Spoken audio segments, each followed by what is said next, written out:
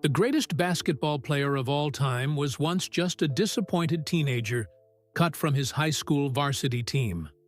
Now, decades later, Michael Jordan returns to the hallways where he once struggled, carrying a secret that will bring his former teachers to tears and reveal the true story behind sports' most famous rejection. What begins as a surprise visit becomes an emotional journey of gratitude and closure that no one at Laney High School will ever forget. The morning sun peeked through the windows of Laney High School in Wilmington, North Carolina. The squeaking of sneakers echoed in the empty gym as a skinny sophomore boy named Michael Jordan practiced alone. It was 6 a.m., 2 hours before school would start, but Michael was already dripping with sweat.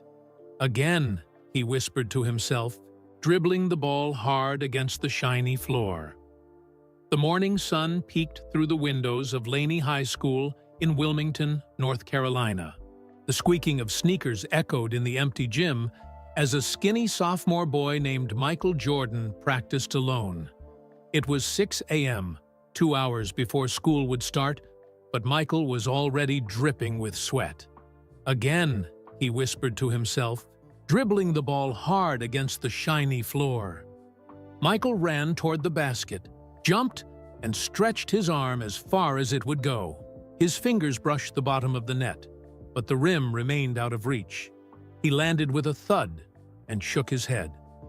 "I'll get there," he promised himself. "I have to. Yesterday still stung like a fresh cut." Coach Clifton "Pop" Herring had posted the varsity basketball team list on his office door.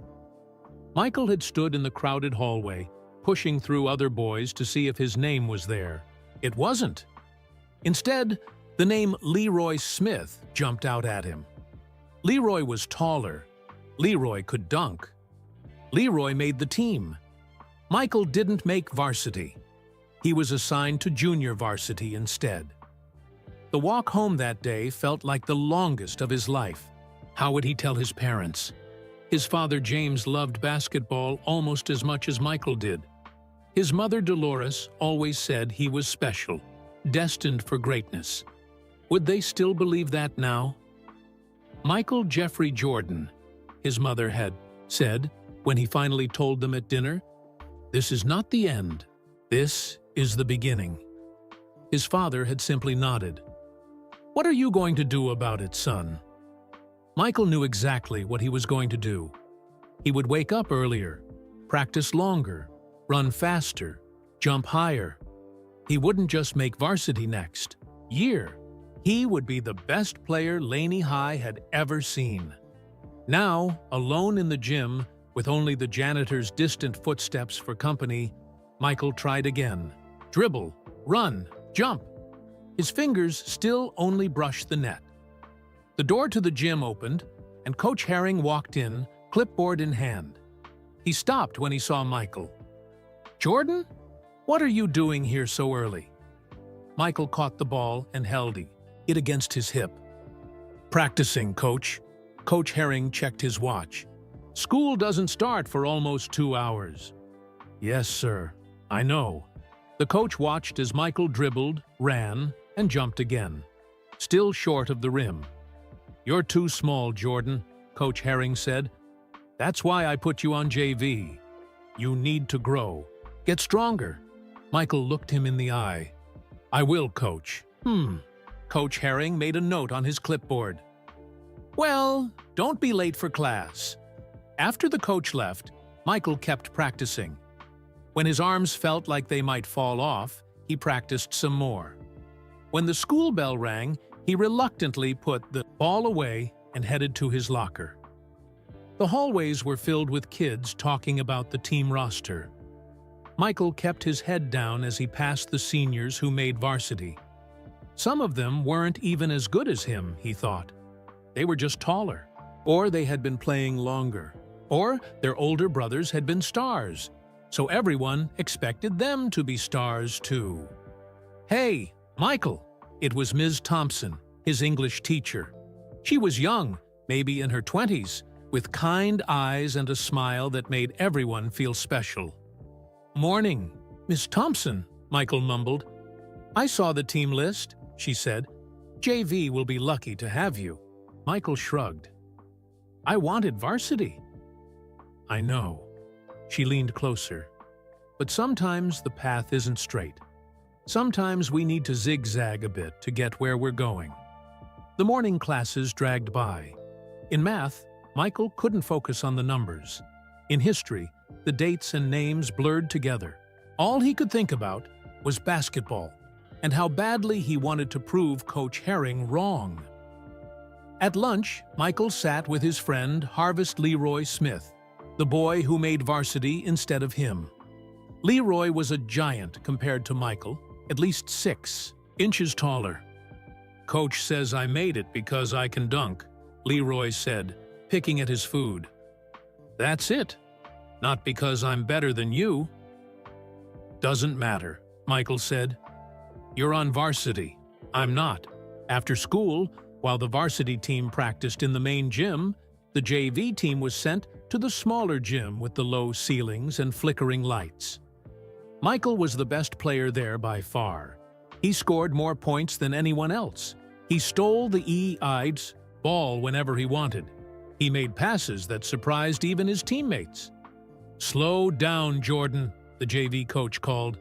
"This is practice, not the Olympics." But Michael couldn't slow down. Something inside him was on fire. At home that night, Michael picked at his dinner while his brothers and sister chatted about their day. His father noticed his mood. "How was practice?" James Jordan asked. "Fine," Michael said. "Just fine?" "I scored the most points," his father nodded. "And did you learn anything?" Michael thought about it. "That I belong on varsity." James put down his fork. "Maybe, but you're not there yet. So what are you going to do tomorrow?" "Get up early. Practice harder." "That's my boy." Later, in his bedroom, Michael stared at the ceiling. On his wall hung a poster of Dr. J.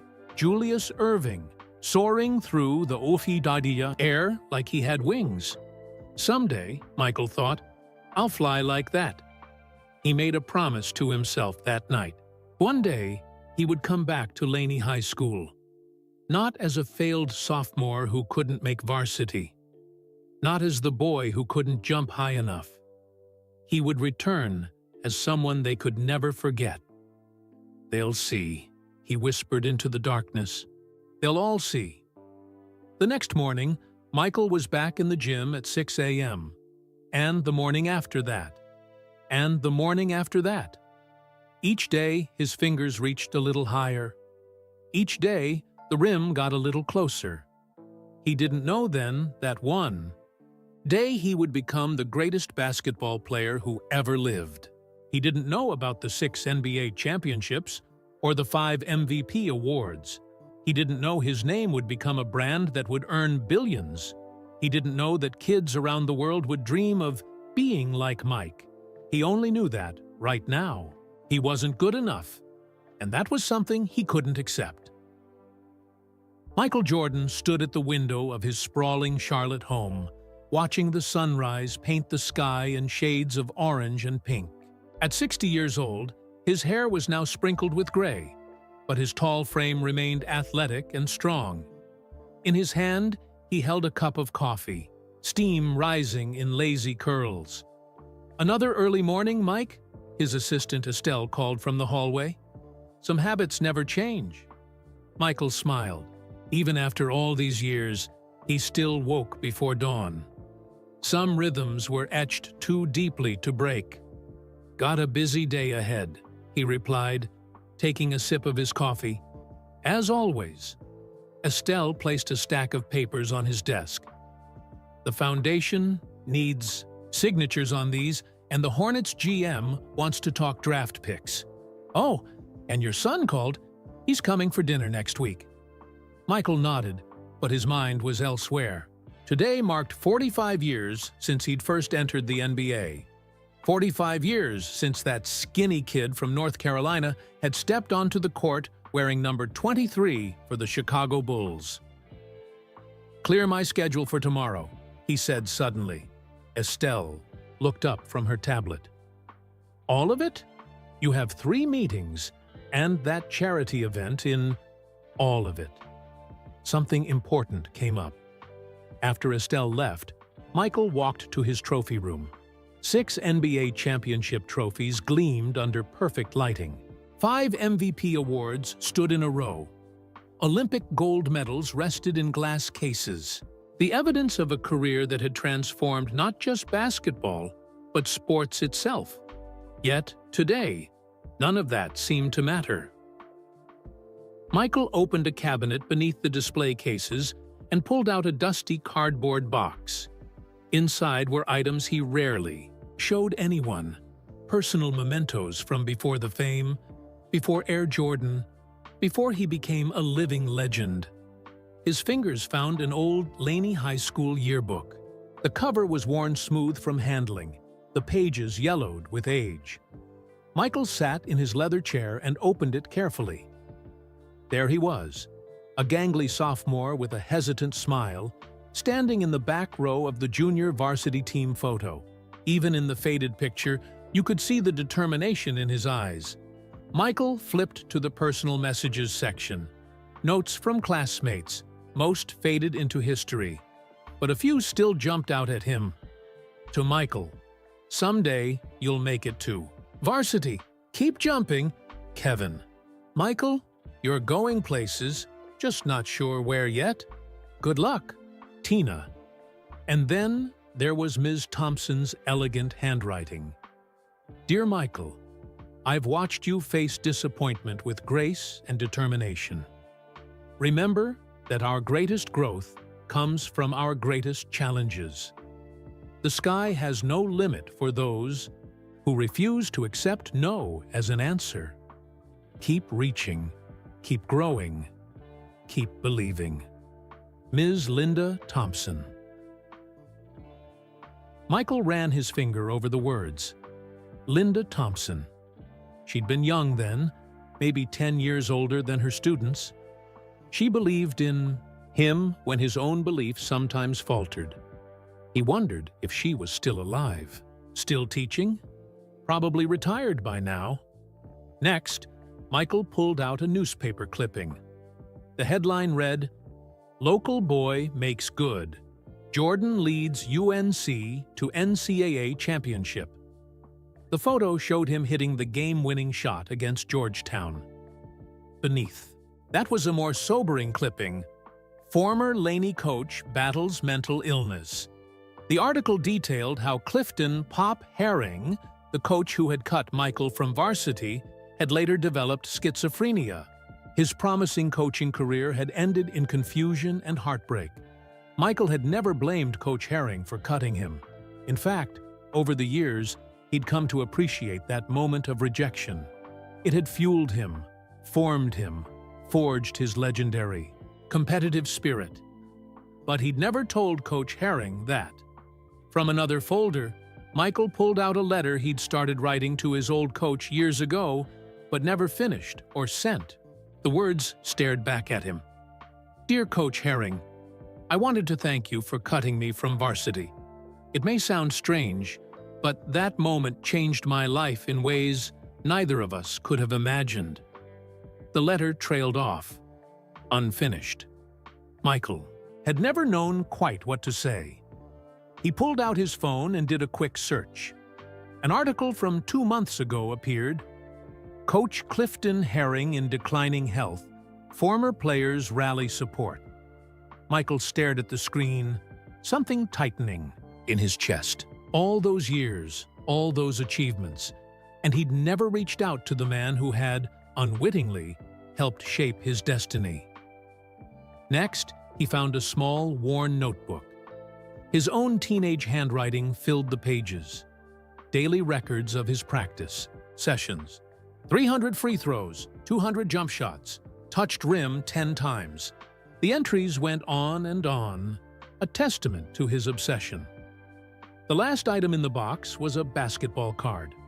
Not one of his own professional cards, worth thousands to collectors, but a homemade one he'd created for himself in high school. he'd drawn a picture of himself dunking, written Michael Jordan, future NBA star, across the top, and listed made-up statistics on the back. Michael smiled at his teenage audacity, his absolute certainty of his own destiny. Even when no one else saw it, he gathered everything and placed it back in the box, except for the yearbook. That he tucked under his arm as he walked back to his office. "Estelle," he called. His assistant appeared in the doorway. "Yes? I need you to arrange a trip to Wilmington. Tomorrow." "Wilmington? North Carolina?" "Yes. And I need you to contact Laney High School. Discreetly." Estelle raised an eyebrow, but knew better than to question him. "What should I tell them?" Michael looked out the window again.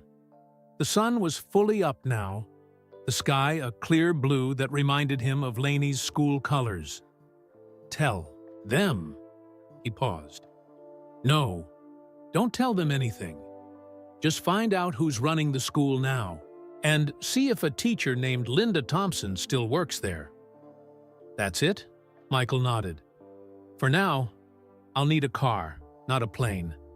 I want to drive down, take my time." "Feeling nostalgic, boss?" Estelle asked with a small smile. Michael looked down at the yearbook in his hands. "Something like that." After Estelle left, Michael opened the yearbook one more time to his sophomore class photo. The skinny boy with big dreams stared back at him. "Time to go home," he whispered to his younger self. "Time to finish what we started."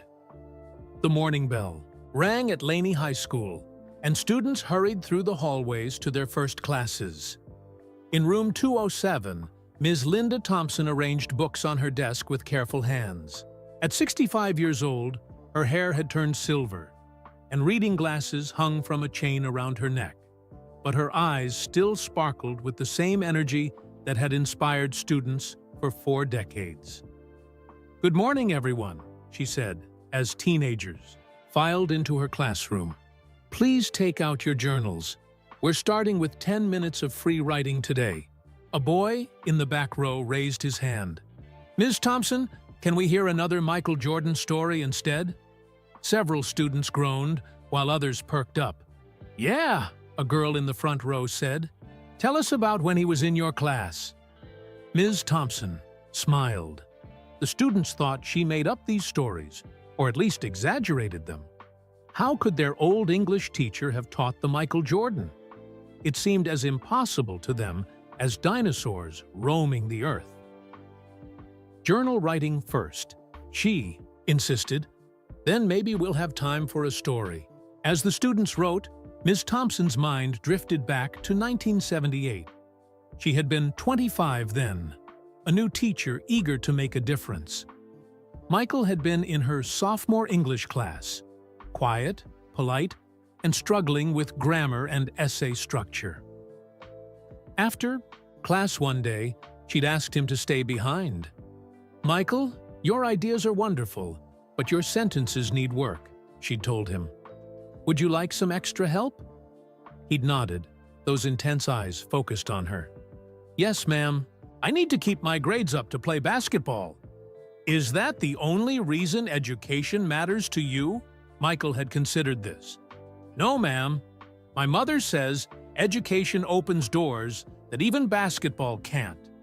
Ms. Thompson had smiled. "Your mother sounds wise." They'd worked together twice a week after school. Michael improved steadily, applying the same determination to sentence structure that he showed on the basketball court. When he'd been cut from varsity, she'd found him sitting alone in the hallway, staring at the floor. "It's not fair," he'd said when she sat beside him.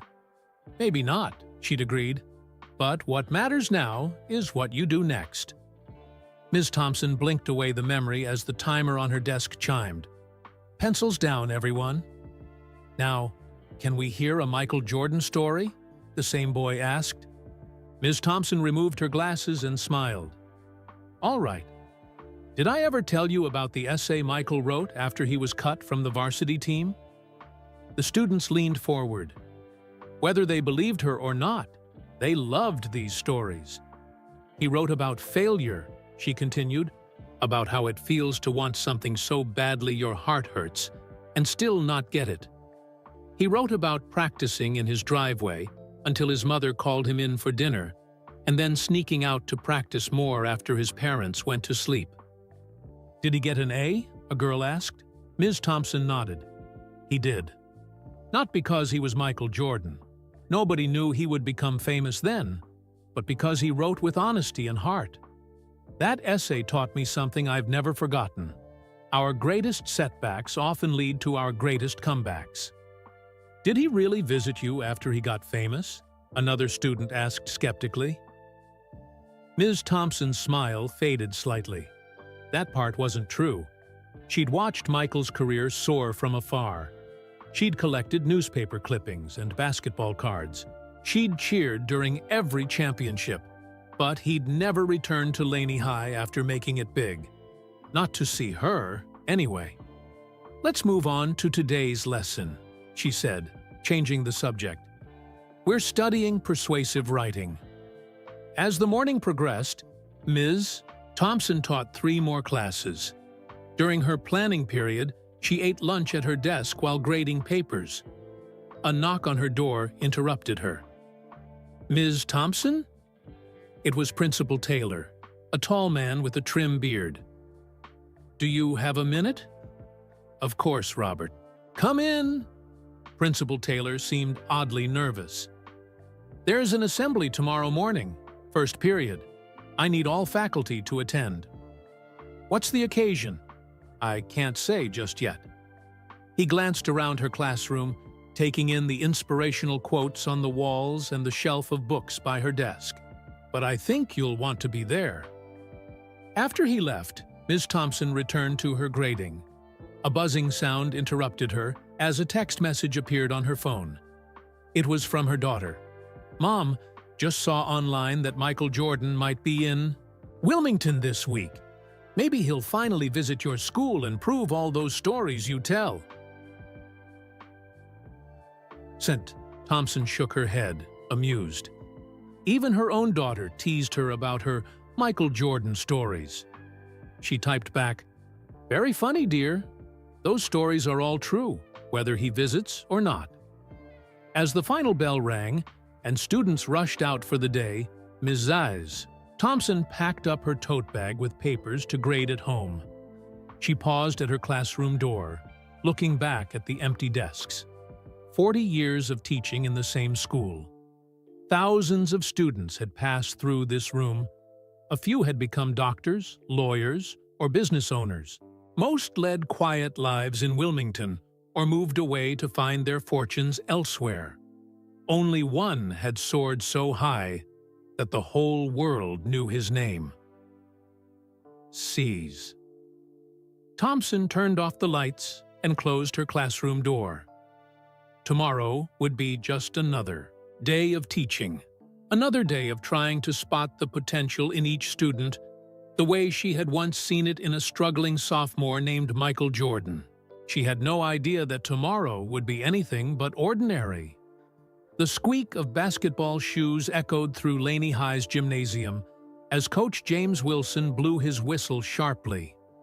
Sweat dripped from his brow, despite the air conditioning.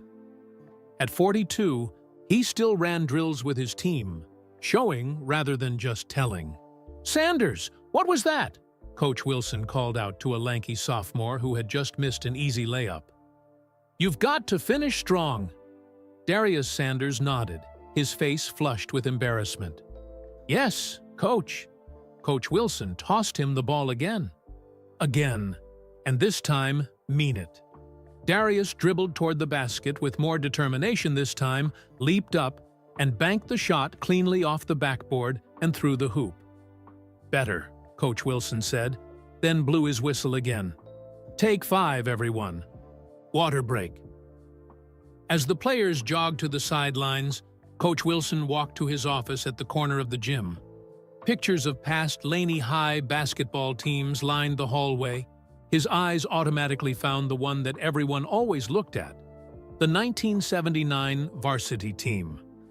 Coach Clifton "Pop" Herring stood proudly with his players. Michael Jordan wasn't in that picture. He'd been on junior varsity that year after Herring had cut him from varsity. Coach Wilson had heard the story so many times he could recite it in his sleep. Every new basketball player who came to Laney High knew it. Every parent mentioned it during tryouts. Every reporter who covered their games brought it up. The school that cut Michael Jordan.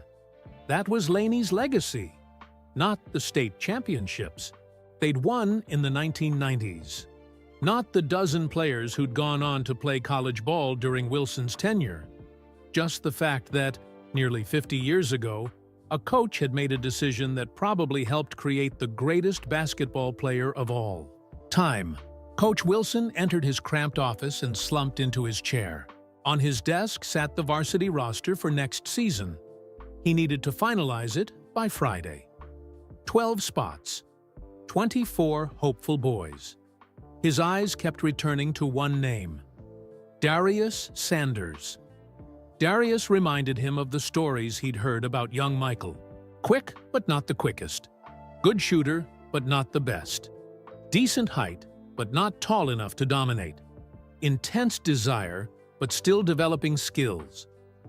"You cutting Sanders?" Assistant Coach Perez asked from the doorway. Wilson looked up. "I haven't decided yet. He's not varsity material," Perez said with a shrug. "JV for sure. Maybe varsity next year if he grows a few inches." That's what they said about Jordan. Perez rolled his eyes. "Not this again. Lightning doesn't strike twice, James. Cut the kid and move on." After Perez left, Wilson picked up a folder labeled Sanders Darius. Inside were the sophomore's stats from last season, notes from JV coaches, his academic record, solid B average, and a family information sheet. Single mother, 2 younger sisters, father not in the picture. Wilson closed the folder and walked back into the gym. Practice had resumed, and the boys were running a fast break drill. His eyes found Darius, who was playing with intensity, but missing the natural flow that the best players had. "Sanders," Wilson called. "Stay after practice. I want to work on something with you." Darius nodded, a flicker of hope crossing his face. An hour later, after the other players had showered and left, Darius stood alone with Coach Wilson on the court. "Your jump shot needs work," Wilson said bluntly. "Yes, sir. Show me your form." Darius took a shot from the free throw line. It bounced off the rim. Again. 5 more shots. 3 misses. 2 makes. Your elbows drifting. And you're not following. Through. Wilson demonstrated the proper form. Like this, they worked for 30 minutes, Darius soaking up every correction, every bit of advice. By the end, he was hitting 7 out of 10. "Better," Wilson said, "but not good enough for varsity." Darius's face fell. "Coach, I didn't say I was cutting you," Wilson interrupted. "I said your shot's not good enough yet. There's a difference." Hope returned to the boy's eyes. "I'll work on it every day. You'll need to do more than that." Wilson picked up a basketball and spun it on his finger. "The varsity roster gets posted on Friday. That gives you 3 days. What do I need to do?" Wilson considered the boy standing before him. Was he seeing something special, or just wanting to see it? Was he afraid of repeating history, or making a different mistake by keeping a player who truly wasn't ready? "Be in this gym tomorrow morning at 6, Wilson said finally. "We'll see what you're really made of." After Darius left, Wilson walked slowly through the quiet gym. His footsteps echoed in the empty space. He stopped at the trophy case near the entrance. Behind the glass, along with championship trophies and team photos, was a special section dedicated to Michael Jordan. game-worn UNC and Chicago Bulls jerseys, a pair of original Air Jordans, newspaper clippings yellowed with age, and a plaque that read, "Michael Jordan, Class of 1981, cut from varsity in 1978, NBA champion, Olympic gold medalist, global icon." It's not how many times you fall that matters, but how many times you rise. Wilson had walked past this display thousands of times. Tonight, it seemed to mock him. What if Pop Herring had kept Jordan on varsity? What if that famous cut had never happened? Would Michael Jordan still have become Michael Jordan? Or would he have been just another good player on a good team? Wilson's phone buzzed. It was a text from Principal Taylor. "Mandatory assembly tomorrow. Morning, first period. All faculty and students required to attend." Wilson texted back, "Basketball practice scheduled for 6 a.m. The reply came quickly. "Proceed with early practice, but end by 7:30 sharp. Assembly at 8. Very important." Wilson frowned at his phone. What could be so important? Budget announcements usually came at faculty meetings. Academic awards had their own ceremony later in the year. Sports celebrations happened after seasons ended. As he walked to his car in the darkening parking lot, Wilson noticed a black SUV with tinted windows driving slowly past the school. Probably a parent checking out the campus, he thought. Or maybe a scout. Sometimes college recruiters visited unannounced. Wilson unlocked his car and tossed his gym bag inside. Whatever tomorrow's assembly was about, it would probably be boring. Another motivational speaker telling kids to chase their dreams. Another presentation about college applications or career planning. Just another day at Laney High, living in the shadow of its most famous almost failure. Little did Coach Wilson know that shadow was about to take human form. Principal Robert Taylor paced his office, checking his watch for the 5th time in 10 minutes. It was 9:30 p.m., and he should have gone home hours ago. His wife had already texted twice, asking when he'd be back, but he couldn't leave yet. Everything had to be perfect for tomorrow. He walked to his window and looked out at the empty school parking lot. The security guard's car was the only one left, its headlights sweeping across the basketball courts as he made his rounds. 1 week ago, Taylor had received a phone call that had nearly made him drop his coffee mug. "Hello, is this Principal Taylor of Laney High School?" a woman's professional voice had asked. "Yes, speaking." "I'm calling on behalf of Michael Jordan. Mr. Jordan would like to visit your school this coming week. He requests that this visit remain confidential until his arrival." At first, Taylor had thought it was a prank. But the caller had provided contact information that, after careful verification, proved legitimate. Michael Jordan, the Michael Jordan, was coming to Laney High. Taylor's phone buzzed on his desk. It was a text from the head of security.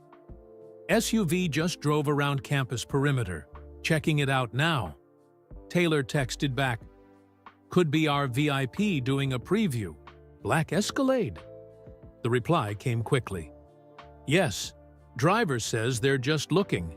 Didn't stop." Taylor nodded to himself. Jordan was already in town, checking out his old school. This was really happening. He opened his laptop and reviewed the schedule for the 10th time. The assembly would start at 8 a.m. sharp. Only 5 staff members knew the real purpose: Taylor, his assistant, the head of security, the AV coordinator, and the head custodian who needed to arrange the auditorium seating. Everyone else thought it was a surprise scholarship announcement or a visit from a local college representative. Taylor picked up his phone and dialed his assistant. "Joyce, sorry to call so late. Is everything set with the auditorium?" "Yes, Robert," Joyce answered, her voice tired. "Seats arranged, sound system checked, backdrop set up. Security will arrive at 5 a.m. to do a full sweep. Side entrance cleared for private access. And the basketball team's practice? Coach Wilson confirmed they'll be done by 7:30. The team will shower and change in time for the assembly. Taylor nodded, though no one could see him. Any rumors? Floating around? Nothing close to the truth, Joyce assured him. Most people think it's about the new gym funding. A few teachers think you're announcing your retirement. Taylor chuckled. I'm only 52, Joyce. Well, this job ages people in dog years. After hanging up, Taylor walked to his bookshelf and pulled out an old Laney High yearbook from 1981, Michael Jordan's senior year. He flipped to the basketball team photos. There was Michael, front and center, the star who would soon take the University of North Carolina by storm. The contrast with the sophomore yearbook was striking. In that earlier photo, Michael had been just another JV player. Standing in the back row with a hint of determination in his eyes, Taylor checked his watch again. 10 p.m. He really should go home now. But nerves kept him rooted to his office. Michael Jordan's visit wasn't just a celebrity appearance. It was a full-circle moment for Laney High. Jordan hadn't returned to the school in any official capacity since becoming famous. There had been rumors over the years that he was still angry about being cut, that he had sworn never to come back, that he had privately funded improvements without wanting recognition. None of that matched what his representative had told Taylor. Apparently, Jordan simply felt it was time to reconnect with his roots. There was a knock at his office door. "Come in," Taylor called. The night custodian, Mr. Robeson, poked his head in. At 70 years old, he was the only staff member who had actually been working at Laney when Jordan was a student. "Still here, Principal Taylor? Must be something big tomorrow." Taylor smiled. "You could say that, Mr. Robeson." The old man chuckled. "You young folks think you're so good at keeping secrets, but these old ears still work fine." He tapped his ear. Overheard Joyce on the phone. "Is it true? Is Michael really coming back?" Taylor hesitated, then nodded. No point lying to Mr. Robeson. "Yes, but you can't tell anyone. Not a soul." Mr. Robeson made a zipping motion across his lips. "I remember him, you know. Used to find him practicing in the gym before school. Had to unlock the doors for him sometimes." He shook his head. "That boy wanted it more than anyone I ever saw." After Mr. Robeson left, Taylor finally gathered his things to go home. As he locked his office, his phone buzzed with another text from the security guard. "Black SUV back again. Just driving by slowly," Taylor smiled to himself. Tomorrow would be a day Laney High would never forget.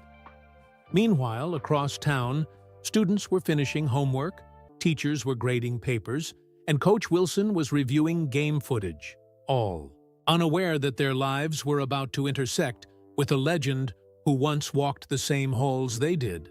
The next morning would bring the surprise of a lifetime.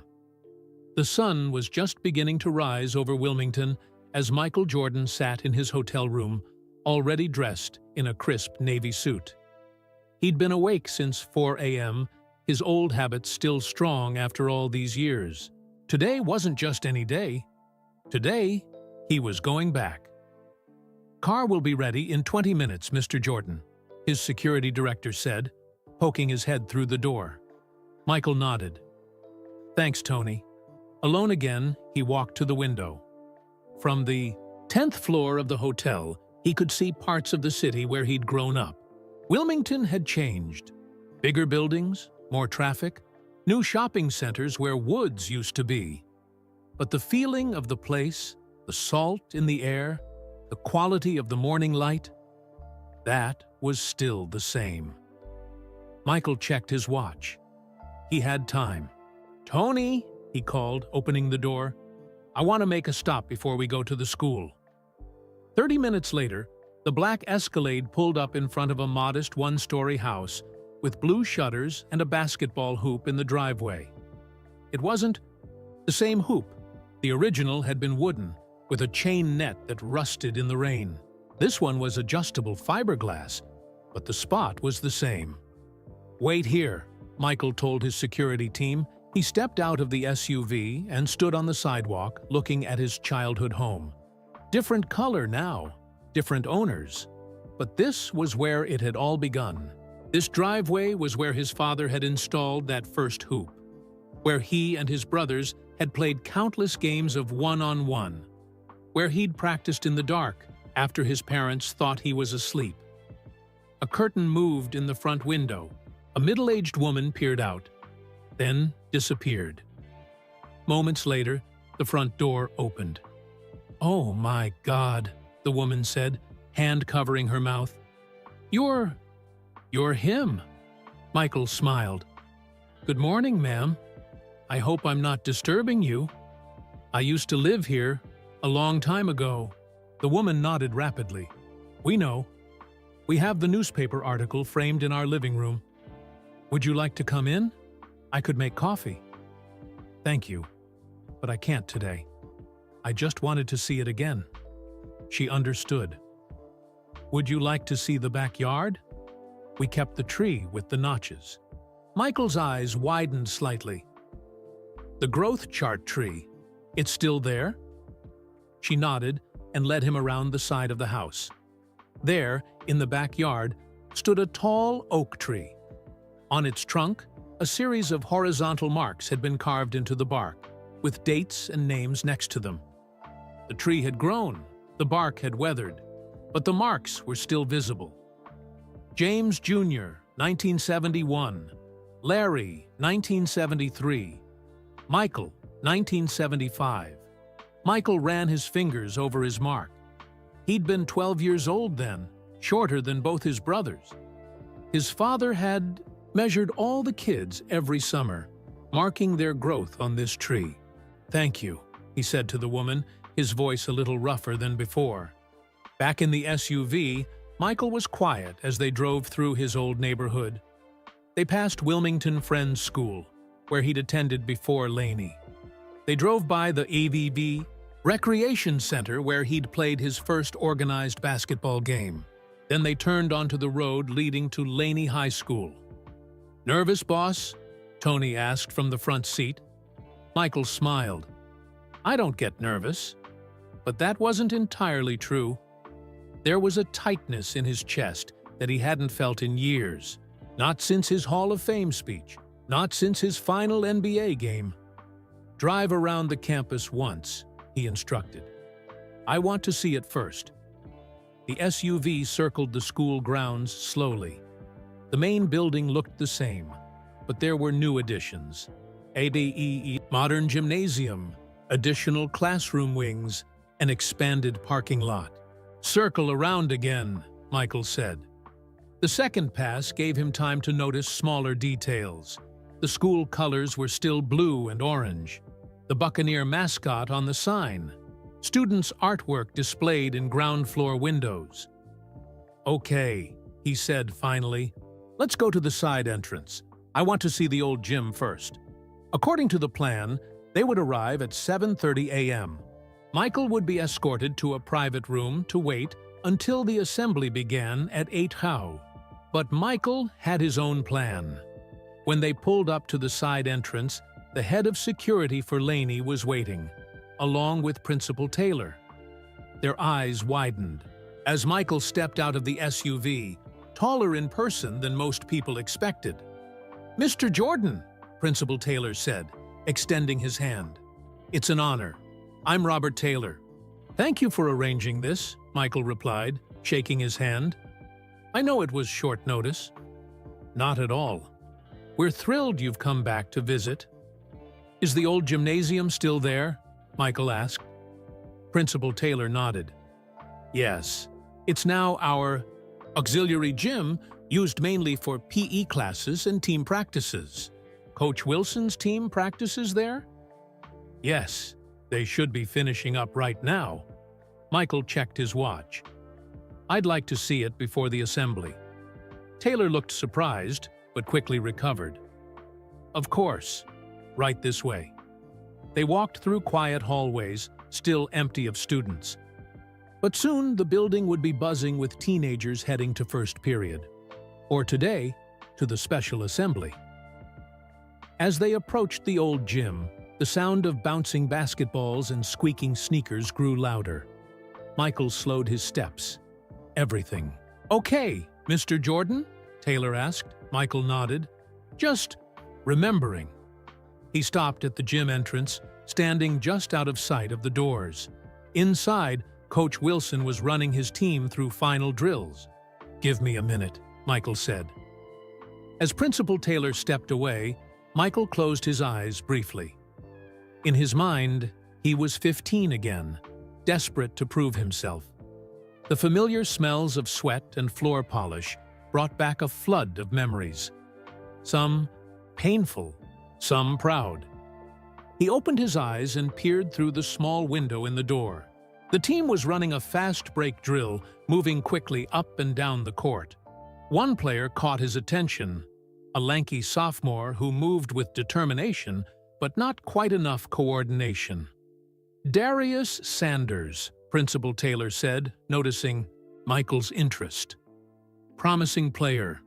Coach Wilson is trying to decide whether to put him on varsity." Michael nodded. Some things never changed. "I'm ready now," he said. "Can you show me where I'll wait until the assembly?" As they walked to the administrative offices, Michael caught a glimpse of a classroom where students were arriving early. Through the door window, he could see an older woman arranging books on her desk. "Ms. Thompson?" he asked, stopping abruptly. Principal Taylor looked surprised. "Yes, that's Linda Thompson. She's been teaching English here for 40 years. She was your teacher, wasn't she?" Michael stared at the silver-haired woman who had once believed in a struggling sophomore. "Yes," he said softly. "She was." The corridor was filling with teachers now, heading to their classrooms before leading students. To the assembly, Michael and his group quickly moved to the private waiting room that had been prepared. Inside, Michael walked to the window and looked out at Laney High School, the place where his journey had truly begun, the place where failure had ignited the greatest competitive fire in sports history. "I'm back," he whispered to himself. "I'm finally back." "What's this assembly even about?" Darius Sanders asked, still sweaty from morning practice as he walked with his teammates toward the auditorium. "Probably some boring announcement about fundraising," another player replied, adjusting his tie. The basketball team always wore dress, shirts and ties on game days. But today wasn't a game day. Coach Wilson had insisted they change into their formal clothes after practice anyway. "Maybe they're finally announcing the new gym renovation," someone else suggested. Darius shrugged. His mind was still on basketball practice. Coach Wilson had worked with him one-on-one again this morning before the rest of the team arrived. "Your shot's improving," the coach had said. "Keep it up." Those simple words had filled Darius with hope. Maybe he really did have a chance at making varsity. All around them, students streamed toward the auditorium, buzzing with theories about the surprise assembly. "I heard it's a famous alumni giving money to the school." "No way. It's definitely about the new science lab." "My sister said it's a reality TV show coming to film at Laney." In her classroom, Ms. Thompson finished taking attendance before leading her first period English class to the assembly. "Single file, please," she reminded them. "And remember, whatever this assembly is about, I expect you all to be respectful." A girl near the front raised her hand. "Ms. Thompson, my brother's in student council, and he says not even they know what this is about. Is the school in trouble? Or something?" Ms. Thompson smiled. "I'm as much in the dark as you are, Madison. I suppose we'll all find out together." As she guided her students into the hallway, Ms. Thompson noticed unusual security personnel positioned at various points throughout the building. Not the regular school resource officers, but professionals in dark suits with earpieces. How strange. Meanwhile, Coach Wilson was herding the last stragglers from the basketball team toward the auditorium. "Coach, any idea what this is about?" asked his assistant, Coach Perez. Wilson shook his head. "Taylor's been tight-lipped. Must be something big." "New uniforms, maybe?" Perez suggested hopefully. "The ones we have are falling apart." "For an all-school, hey, assembly? Doubt it." They entered the auditorium, which was already packed with students and faculty. Wilson noticed that the first 2 rows had been kept empty, with reserved signs placed on the seats. "Basketball team in the reserved section," a staff member directed them. Wilson raised his eyebrows but led his team to the front rows. Ms. Thompson's English class was directed to the reserved section as well, along with a few veteran teachers. "What's going on?" Ms. Thompson whispered to Wilson as they took their seats. "No idea," he replied, "but Taylor looks like he might burst from excitement." Indeed, Principal Taylor stood at the side of the stage, checking his watch repeatedly and speaking into a small radio. The usual chatter of a school assembly was growing louder as more students filed in, filling every available seat and lining the walls at the back. Finally, at exactly 8:00 a.m., Principal Taylor approached the microphone. The room gradually fell, silent. "Good morning, Laney High School," he began, his voice more formal than usual. "Thank you all for your prompt attendance at this special assembly. Today is a historic day for our school." He paused, looking out at the sea of curious faces. As many of you know, Laney High has a rich history of academic and athletic excellence. Our graduates have gone on to achieve great things in many fields. But there is one former Buccaneer whose name has become synonymous with greatness, determination, and the pursuit of excellence. A murmur ran through the crowd. Ms. Thompson felt her heart begin to race. This individual has won 6 NBA championships, 5 MVP awards, and has revolutionized not just basketball, but the entire world of sports and business. The murmur grew louder. Some students were already pulling out their phones, eyes wide with disbelief. Many of you have walked past his display case every day. You've heard the stories about how he was once cut from our varsity basketball team as a sophomore. Coach Wilson sat up straighter, his mouth falling open slightly.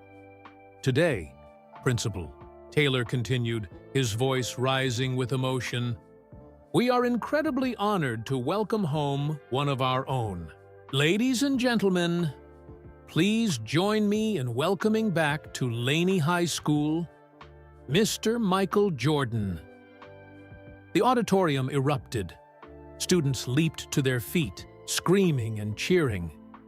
Teachers gasped, many with hands covering their mouths in shock, and then he was there, walking onto the stage with that same confident stride that millions had watched on basketball courts around the world. Michael Jordan, in the flesh, smiling at the thunderous reception. Ms. Thompson sat frozen, tears immediately filling her eyes. Her students turned to look at her, suddenly realizing that her stories had been true all along. Coach Wilson couldn't move. The living legend, the man whose shadow he'd coached under for years, was standing 20 feet away. Darius and his teammates were on their feet, phones out, trying to capture the moment when Michael Jordan returned to their school, to their team's gym. It took nearly 2 minutes for the noise to die down, enough for Michael to speak. He raised his hand, and the auditorium gradually fell silent, though an electric energy still buzzed through the room. "Thank you," Michael said, his deep voice filling the space. "It's good to be home." Another round of cheers erupted before quieting again. "You know," Michael continued, looking out at the hundreds of wide eyes staring back at him, "I've been in some pretty big arenas. I've played in NBA Finals, Olympics, packed stadiums around the world. But standing here today, this means something." Different. He paused, scanning the faces before him. Because this is where it all started. Right here at Laney. Not with success, but with failure. The room was completely silent now, everyone hanging on his every word. Most of you have heard the story. Sophomore year, I tried out for varsity. Coach Herring cut me, put me on JV instead. Michael's eyes found Coach Wilson in the front row. At the time, it felt like the end of the world. But looking back, it was the beginning of everything.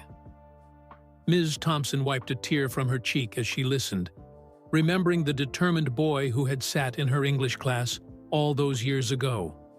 As Michael continued to speak, his gaze swept across the auditorium, then stopped suddenly. His confident expression softened. He'd spotted Ms. Thompson. For a moment, Michael Jordan paused mid-sentence, his eyes fixed on the silver-haired teacher in the front row. The same teacher who had once helped a struggling sophomore find his voice, on paper when he was still searching for it on the basketball court. The auditorium remained silent, 1,000 students and teachers holding their breath, waiting for the legend to continue. Michael cleared his throat and smiled. You know, being cut from varsity wasn't my only struggle at Laney, he continued. I wasn't the best student either, especially in English. A small ripple of laughter went through the crowd.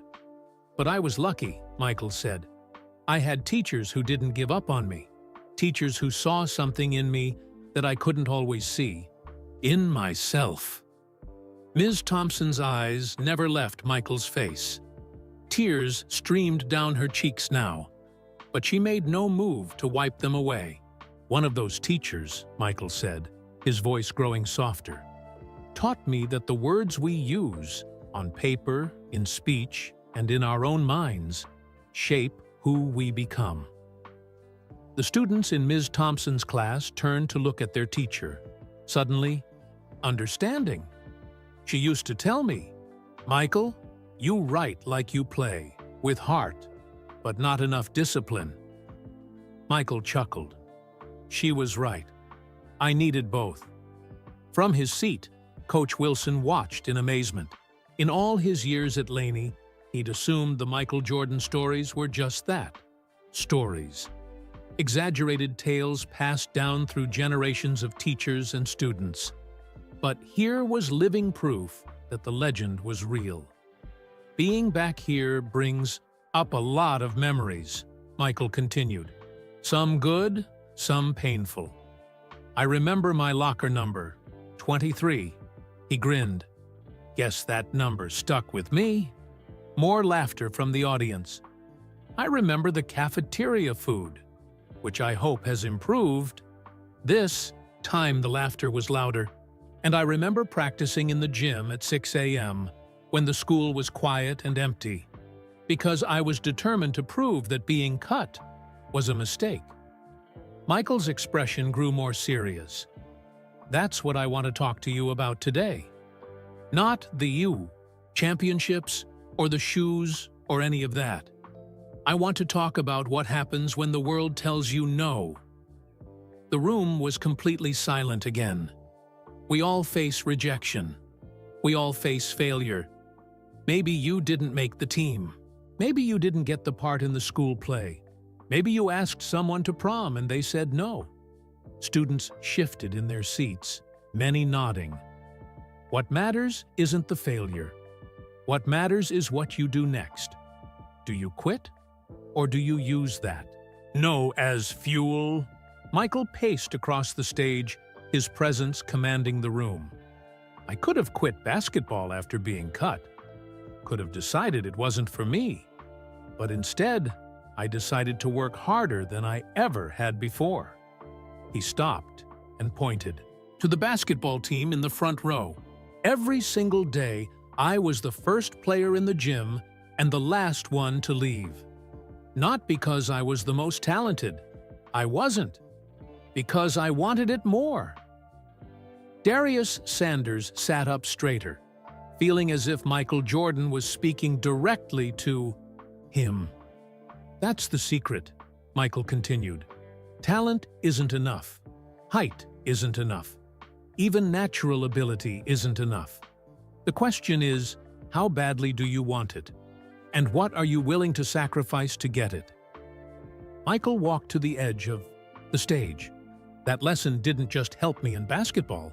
It helped me build a business. It helped me become a team owner. It helped me face every challenge that came my way. He smiled again, his eyes finding Coach Wilson. And it started right here at Laney High, when Coach Herring cut me from varsity. He didn't know it then, but he gave me the greatest gift possible. Oh, reason to prove everyone wrong. Coach Wilson swallowed hard, suddenly seeing his own decision about Darius in a new light.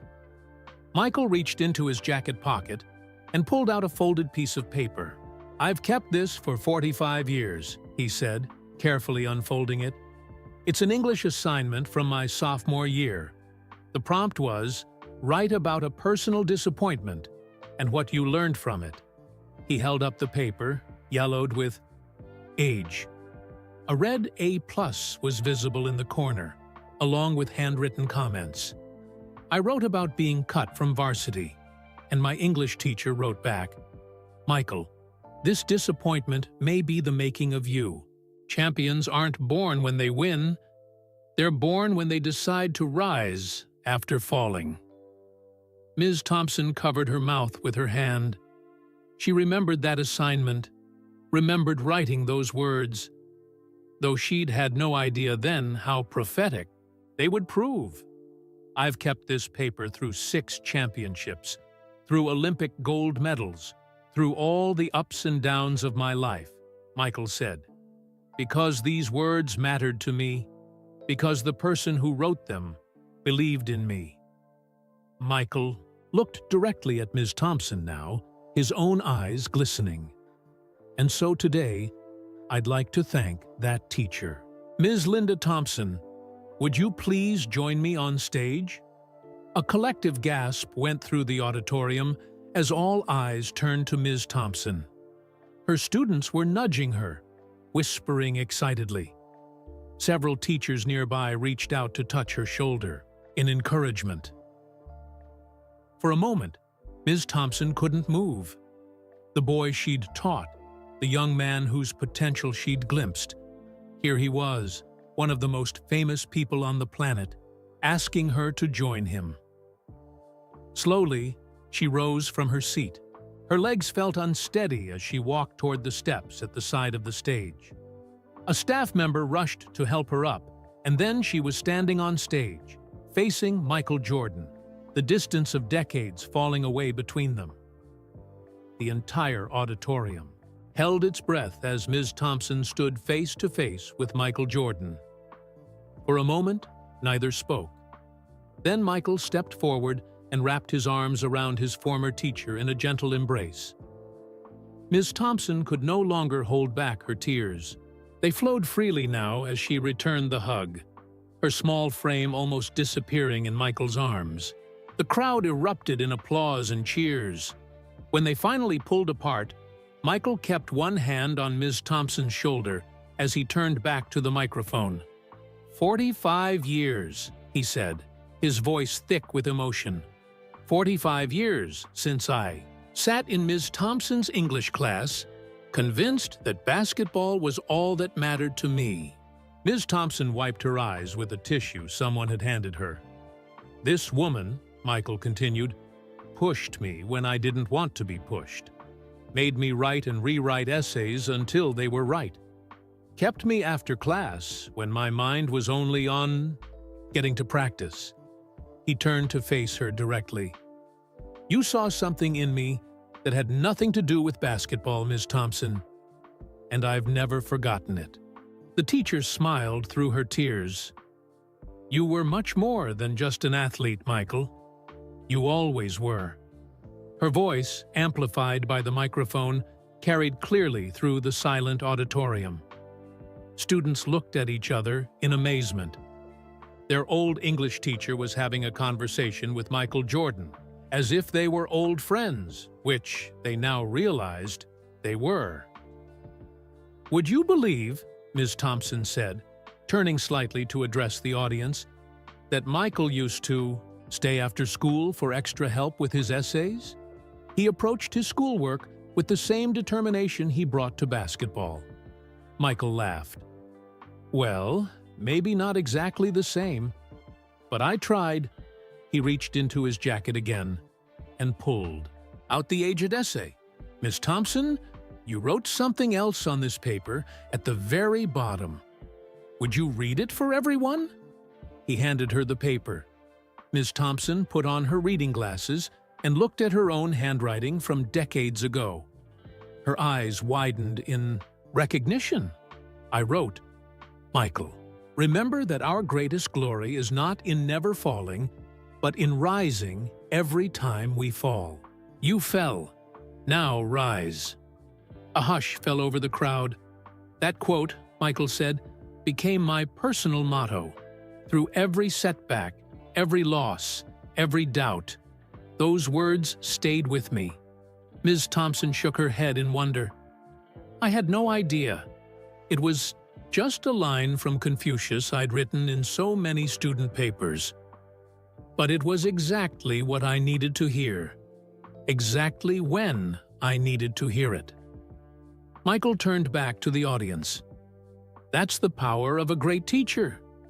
They say the right thing at the right moment, and it stays with you forever. The students and faculty applauded again. Many of the teachers were wiping away tears now, too. Ms. Thompson stepped up to the microphone. May I say something, Michael? He nodded and stepped aside. Students of Laney High, Ms. Thompson began, her voice steady despite her emotions. For years I've been telling you stories about teaching Michael Jordan. Some of you believed me. Most of you thought I was exaggerating. Laughter rippled through the audience. The truth is, I remember Michael not because he became famous, but because of his determination. When he received that paper back, she held up the essay. Do you know what he said to me? He said, next time, I'll get an A+. And he did, on the very next assignment. Michael smiled at the memory. So when I tell you that hard work matters more than natural talent, Ms. Thompson continued, when I tell you that persistence is more important than perfection, this is why I believe it. She turned to Michael. You weren't the most talented writer in my class, but you became a better writer than students with more natural ability, because you simply refused to give up. Michael nodded, then turned back to the microphone. Thank you, Ms. Thompson, for everything. He scanned the audience, his eyes finding Coach Wilson in the front row. Is Coach Wilson here today? The basketball coach froze, his heart suddenly racing. Around him, students and faculty turned to look his way. Slowly, Coach Wilson stood up. Yes, sir, I'm here. Michael's expression was unreadable. Would you join us on stage, Coach? With legs that felt like lead, Coach Wilson made his way to the steps and climbed onto the stage. He'd spent years coaching in the shadow of the Michael Jordan legend. Now he was face to face with the man himself. Michael extended his hand. Coach Wilson, it's good to meet you. Coach Wilson stood frozen for a moment before reaching out to shake Michael Jordan's hand. The coach's palm was sweaty, his grip tentative compared to Michael's firm handshake. It's an honor, Mr. Jordan, Coach Wilson managed to say, his voice barely audible until Michael gestured to the microphone. The honor is mine, Michael replied. I've heard good things about your program here. Coach Wilson blinked in surprise. Michael Jordan had heard about him? Michael turned back to the audience. I'd like to speak with the basketball team privately, if that's possible. Coach Wilson, can you arrange that after the assembly? Yes, sir.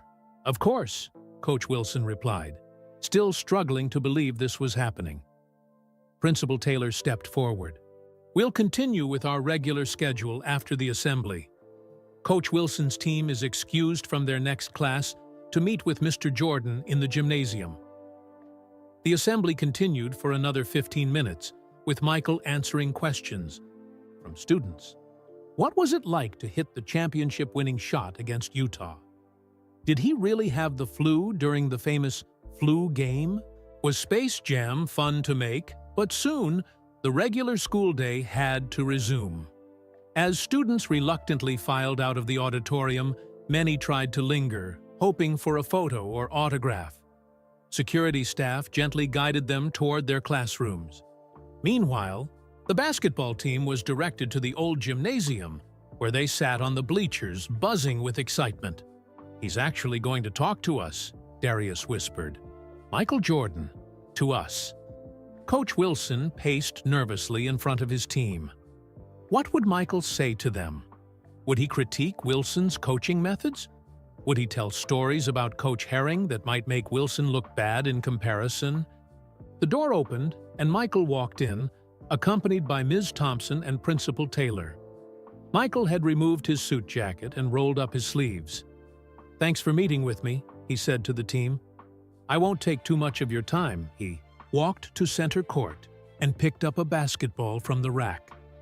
The familiar feel of the ball in his hands seemed to relax him. "Coach Wilson, do you mind if I run a little drill with your team?" "Not at all," Wilson replied, stepping back. Michael dribbled the ball slowly. "I've been watching some of your games online. You guys have talent." The players sat up straighter, pride evident on their faces. "But talent isn't enough," Michael continued, his tone hardening slightly. "When I was your age, sitting right where you're sitting, I wasn't the most talented player, not even close." He passed the ball to Darius, who caught it with surprise. "You. What's your name?" "Darius Sanders, sir." "Darius, come down here." Darius glanced at Coach Wilson, who nodded. The sophomore joined Michael on the court, visibly nervous. "Show me your shooting form," Michael instructed. Darius moved to the free throw line and took a shot. The ball hit the back of the rim and bounced out. "Again," Michael said. Darius took another shot. This time, it went in. Better. "But your elbows. Drifting." Michael demonstrated the proper form. "Like this. Keep it aligned." For the next 10 minutes, Michael worked with Darius on his shooting form, making small adjustments that produced immediate improvements. The rest of the team watched, in awe as the greatest player of all time coached their teammate one-on-one. "Now try again," Michael said after correcting Darius's follow-through. Darius took 5 consecutive shots. All went in. The team clapped and cheered. "Thanks, Mr. Jordan," Darius said, beaming. "Michael," he corrected. "And you're welcome. You've got potential, Darius." Michael turned to the rest of the team. "All of you do, but potential without work is just wasted talent. When I was at Laney, I practiced obsessively, not just during team practices, before school, after school, weekends. I was determined to prove Coach Herring wrong for cutting me." He bounced the EE ball to another player. "How many of you get to practice early? Stay late? Work on your game outside of regular practice?" A few hands went up hesitantly. "That's what separates good from great," Michael said. "Not talent. Work." He looked directly at Coach Wilson now. "Your coach can teach you the X's and O's. He can run you through drills, but he can't want it for you. That has to come from within." Coach Wilson felt a weight lifting from his shoulders. Michael wasn't criticizing his coaching. He was reinforcing. Michael worked with a few more players individually, offering specific advice to each. He showed a guard how to improve his crossover dribble. He demonstrated proper defensive stance to the team's center. Finally, he gestured for Coach Wilson to join him at center court. "Can I speak with you privately for a moment, Coach?" Michael asked. The two men walked to the side of the gym while Ms. Thompson kept the team engaged with stories about young Michael's determination. "Coach Wilson," Michael began, his voice low. "I noticed you working with Darius before the regular practice started." Wilson nodded. "He's got potential, but he's raw. I've been trying to decide whether to put him on varsity or keep him on JV another year." Michael smiled knowingly. "Sounds familiar." "That's the thing," Wilson admitted. "I keep thinking about your story, about Coach Herring cutting you. I don't want to make the same mistake." Michael's expression grew serious. "Can I offer some perspective?" "Please," Wilson said eagerly. Coach Herring didn't make a mistake. Wilson's eyebrows shot up in surprise. "Being cut was exactly what I needed," Michael explained. "If he'd put me on varsity as a sophomore, maybe I would have been satisfied. Maybe I wouldn't have developed that hunger that drove me." He placed a hand on Wilson's shoulder. "You have to make the decision that's right for Darius and your team. Not based on my story, but based on what you see in him.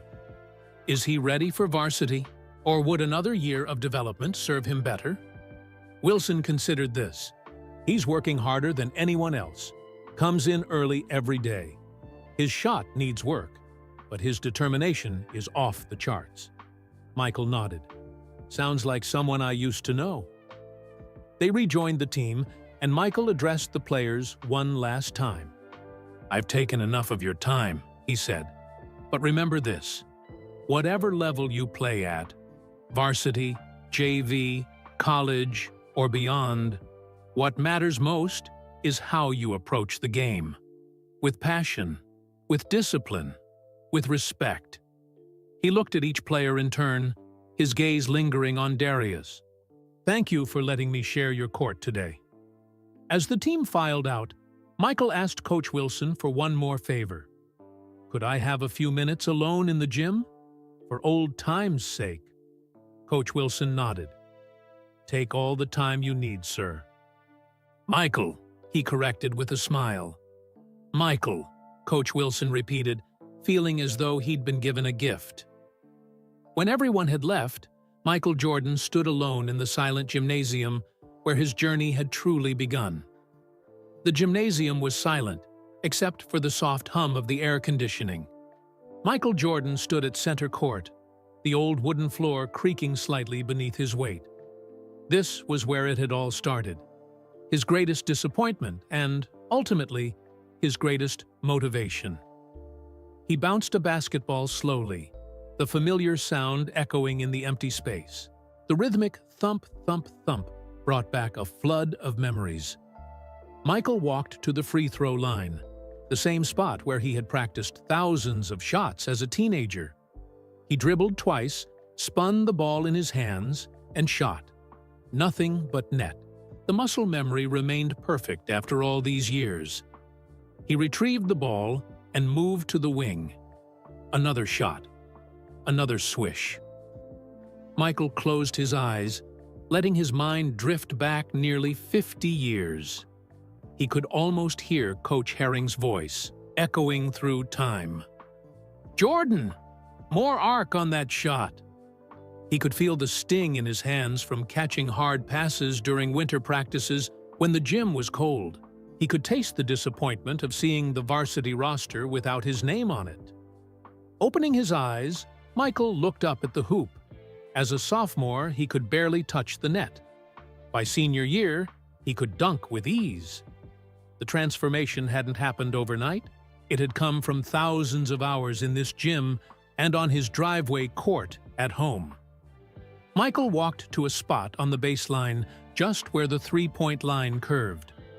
This was where he had stood when he first decided that being cut was unacceptable, where he had made a silent promise to himself that no one would ever question his abilities again. "I kept that promise," he whispered to his younger self. Michael moved to the bleachers where he had sat with his junior varsity teammates, watching the varsity team practice. The same bleachers where, just moments ago, today's Laney players had listened to his advice. He sat down, running his hand along the worn wood. From his jacket pocket, he pulled out an envelope. Inside was a check, a very large one, made out, to Laney High School with Coach Clifton Herring Scholarship Fund, written in the memo line. Next to the check was a handwritten letter explaining his wishes for the money. Scholarships for players who demonstrated exceptional work ethic, not just natural talent. Players who, like him, might need that extra push to reveal their true potential. Michael hadn't mentioned the donation during his speech or to Principal Taylor. He wanted it to be found after he left, a surprise epilogue to his return. But there was something else in the envelope, something more personal. A private note to Coach Herring, who was now in failing health in a care facility across town. Words Michael had wanted to say for decades, but never found the right moment. Read the note one more time. Dear Coach Herring, thank you for cutting me from varsity. At the time, it was the most painful rejection I had ever experienced. Today, I recognize it as the most valuable gift anyone has ever given me. You taught me that talent without work is just potential, but work can overcome any limitation. That lesson shaped not just my basketball career, but my entire life.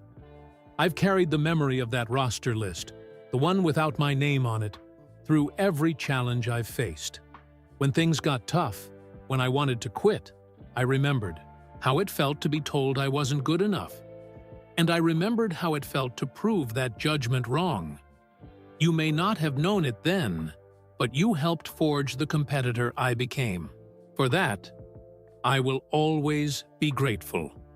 With respect and appreciation, Michael. The sound of footsteps in the hallway broke the silence. Michael quickly sealed the envelope and slid it deep between the bleacher seats, where the evening custodian would find it during cleaning.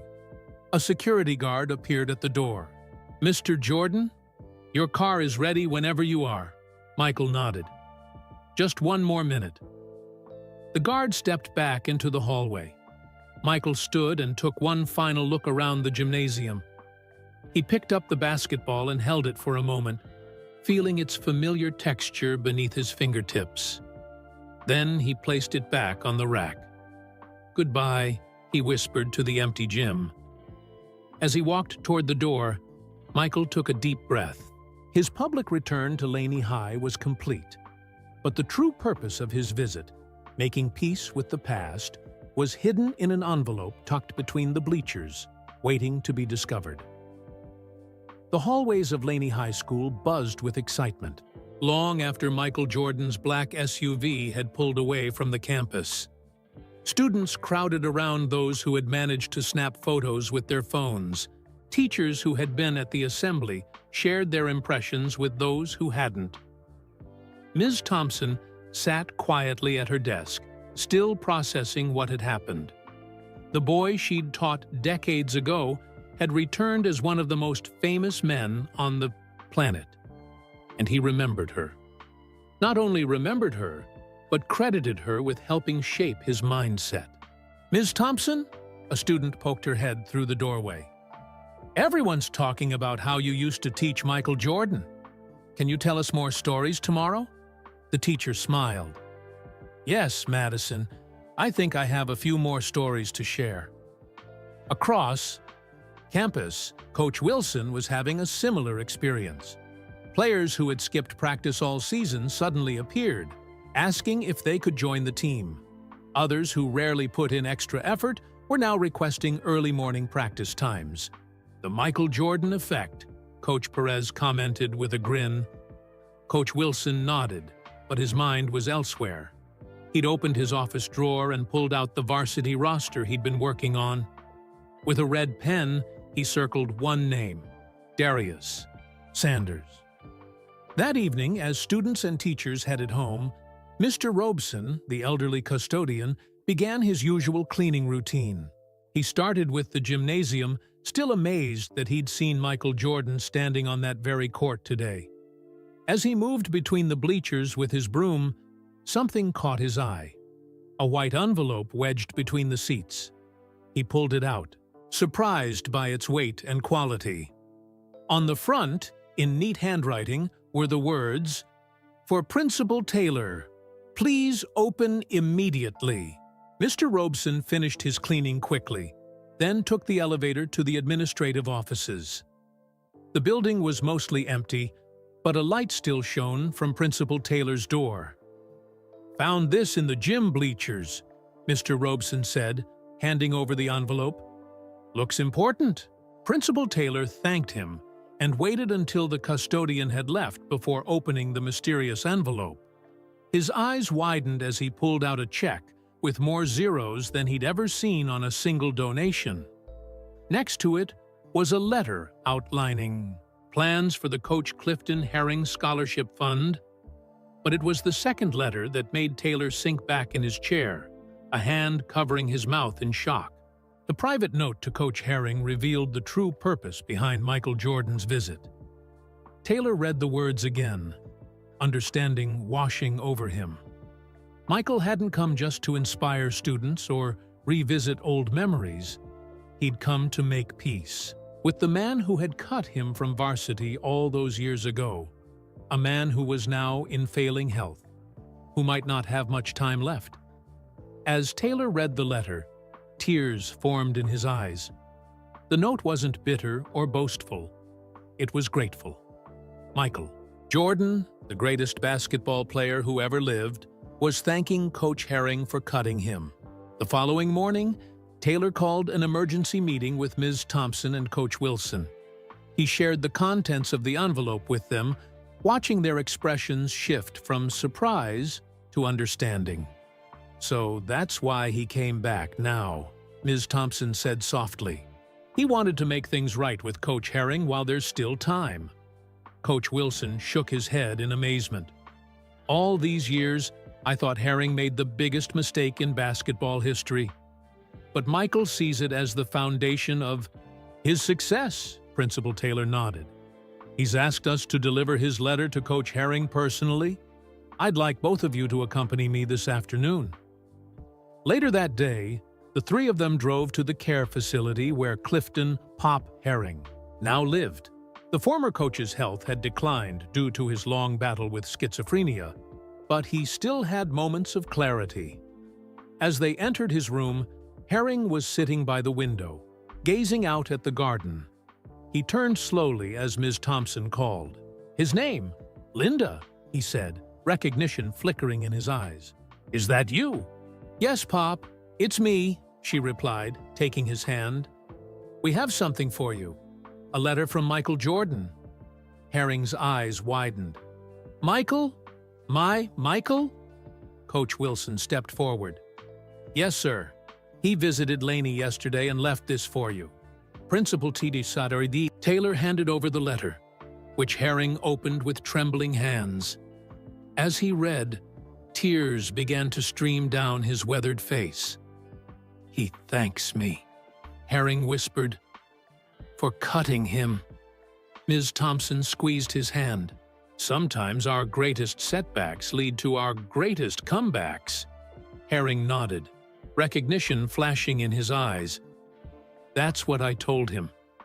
After I posted the list, he was so angry, so hurt. I told him, 'This isn't the end, Michael. It's the beginning.'" The three visitors exchanged shocked glances. None of them had known this detail. "I saw something in him," Herring continued, his voice stronger now. "Not just talent. Fire. I knew he needed that fire to burn hotter. Getting cut was the spark." Principal Taylor sat back, finally understanding the full circle of Michael Jordan's journey. The legend had returned not just to inspire a new generation, but to honor the man who had helped forge his competitive spirit. Even if that help had come in the form of rejection. Sometimes our greatest setbacks truly do lead to our greatest comebacks.